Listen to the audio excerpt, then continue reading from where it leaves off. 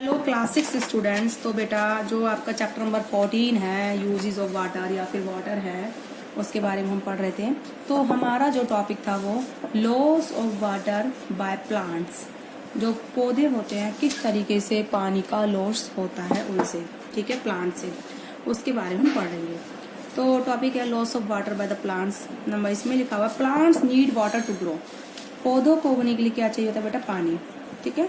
And plants take this water from soil. Of course जो पौधे होते हैं इस पानी को कहाँ से लेते हैं? मिट्टी से लेते हैं।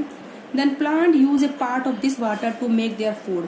तो जिस पानी को वो मिट्टी से लेते हैं उसका जो कुछ पार्ट है वो किस में यूज करते हैं? खाना बनाने में। And retain some of it in their different part. और उसमें से कुछ पार्ट को वो रख लेते हैं स्टोर करके डिफरेंट पार्ट्स में, पौधों के डिफरेंट पार्ट्स में। तो रिमेनिंग जो पानी होता है, मतलब रिमेनिंग मतलब बचा हुआ पानी, वो रिलीज कर दिया जाता है प्लांट से इनटू द एयर। वो एयर में रिलीज कर दिया जाता है, ठीक है, उसको एयर में निकल जाता है वो पौधों से as water vapour through the small pore in the leaves. जो पौधे की जो पत्तियां होती हैं, पेड़ों की जो पत्तियां होती हैं, उसमें छोटे छोटे छेद होते हैं। पोर्स मतलब क्या होते हैं? छोटे छोटे छेद। उनमें से पानी जो है, वाटर जो है वेपर्स में बदल जाता है, मतलब भाप में, और एयर में मिल जाता है, ठीक है। तो loss of water from plants, ठीक है, पौधों से जो पानी लॉस होता है कैसे होता है? As water vapour, water vapour की फॉर्म में होता है। और किससे होता है? Through the pores of their leaves. जो पानी, जो पत्तों के जो छोटे छोटे छेद होते हैं उनमें पोर्स होते हैं, वहां से पानी किस में कन्वर्ट हो जाता है? वेपर्स में, और वो एयर में मिल जाता है। इस प्रोसेस को हम क्या बोलते हैं बेटा? ट्रांसपीरेशन। क्या बोलते हैं? ट्रांसपीरेशन। कि जो पौधे जो है मिट्टी से जितना भी पानी लेते हैं उसमें से वो कुछ पार्ट तो उसका किस में यूज कर लेते हैं? खाना बनाने में, और कुछ वो स्टोर कर लेते हैं। तो जो बचा हुआ पानी होता है वो जो पौधों के जो पत्ते होते हैं उनमें छोटे छोटे छेद होते हैं, पोर्स, उनसे वो वाटर वेपर्स में कन्वर्ट होके एयर में मिल जाता है। तो इस प्रोसेस को हम क्या बोलते हैं बेटा? ट्रांसपीरेशन, ठीक है। आई होप आपको समझ में आ रहा होगा। तो the process of transpiration puts a large amount of water vapour into the air. जो ट्रांसपीरेशन का प्रोसेस होता है वो बहुत सारा पानी जो है वाटर वेपर्स की फॉर्म में एयर में पुट करता है, ठीक है। तो before we end the discussion we can say that water vapour get added to air. तो वाटर वेपर है जो वो एयर में या फिर एटमॉस्फेयर में क्या हो जाते हैं बेटा? ऐड हो जाते हैं by the process of evaporation and transpiration. कौन से प्रोसेस से बेटा? एवोपरेशन के प्रोसेस से और ट्रांसपीरेशन के प्रोसेस से, ठीक है। तो evaporation of water takes place, ठीक है। जो एवोपरेशन जो होता है पानी का वो takes place from the ocean, river, lake, pond and soil. वो यूं बोल रहा है, मतलब जितना भी पानी हवा में मिलता है एयर में मिल जाता है, किसकी फॉर्म में? वेपर्स की फॉर्म में। कौन कौन से प्रोसेस से मिलता है? एक तो मिलता है एवोपरेशन की प्रोसेस से, दूसरा मिलता है ट्रांसपीरेशन की प्रोसेस से। एवोपरेशन क्या होता है? पानी का भाप में बदलना, वाटर का वेपर्स में बदलना। वो तो कहाँ कहाँ से होता है?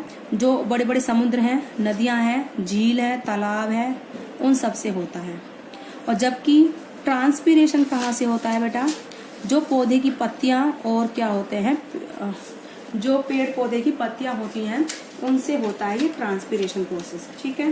तो आई होप आपको डिफरेंस समझ में आया होगा कि ट्रांसपीरेशन एंड एवापोरेशन में क्या डिफरेंस है, ठीक है। तो एवापोरेशन एंड ट्रांसपीरेशन में क्या डिफरेंस है?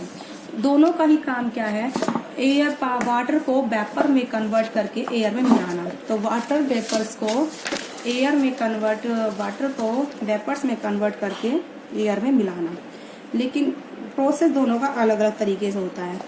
एवापोरेशन में तो जो पानी के ऊपर की सतह होती है वो धूप की गर्माई से, सन की हीट से वेपर्स में कन्वर्ट हो जाता है और एयर में मिल जाता है।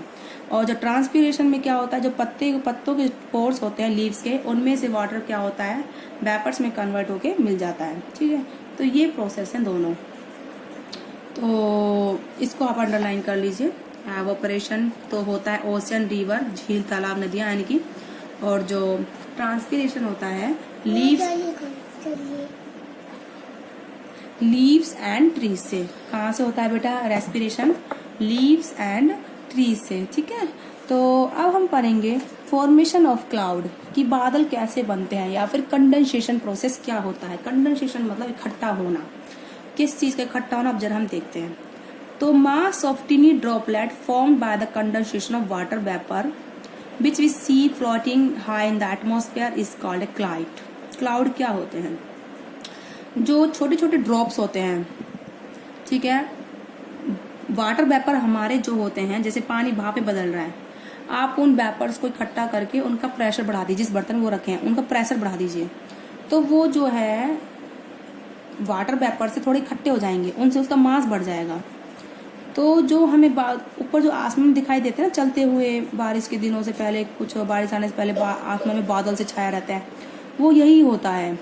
वो क्लाउड कैसे बनते हैं? जो छोटे छोटे ड्रॉपलेट होते हैं, यानी कि condensation of water vapour. Water पानी के जो वेपर्स होते हैं वो इकट्ठे हो जाते हैं, तो छोटे छोटे वेपर्स बन जाते हैं, उससे ड्रॉपलेट बोल देते हैं उनको।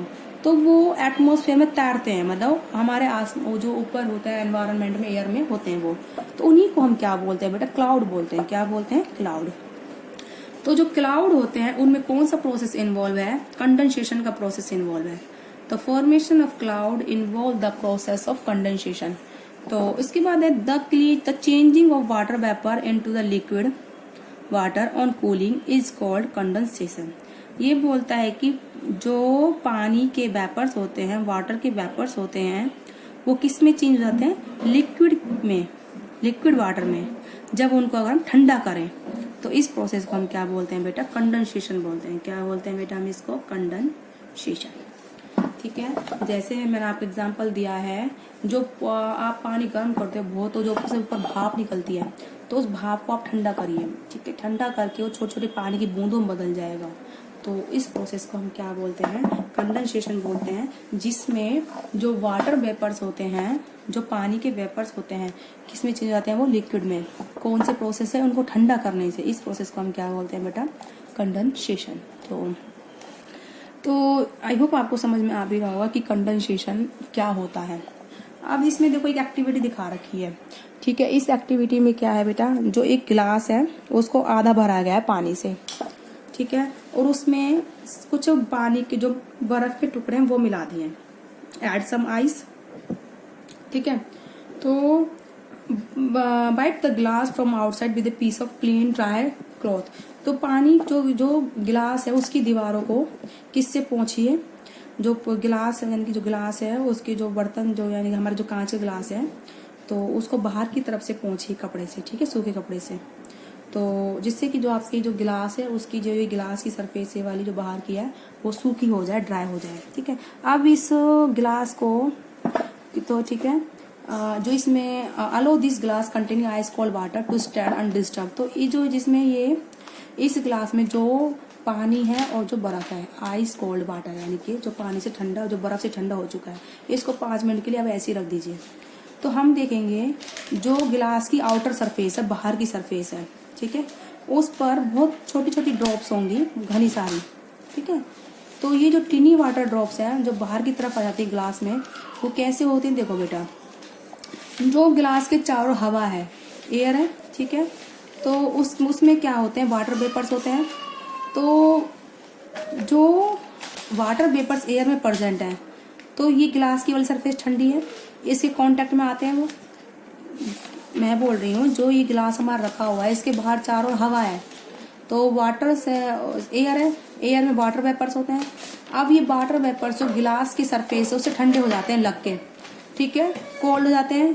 तो कोल्ड होने के बाद वो कंडेंस हो जाते हैं, इकट्ठे जाते हैं, किसकी फॉर्म में? टिनी ड्रॉप की फॉर्म में, छोटे छोटे ड्रॉप्स की फॉर्म में, ठीक है। तो these water drop appear on the surface of glass, outer surface of glass, ठीक है, जो जिसमें आइस कोल्ड वाटर होता है, ड्यू टू विच कंडेंसेशन। कैसे होता है? कंडेंसेशन। इसका मैं एक एग्जाम्पल बताती हूँ बेटा।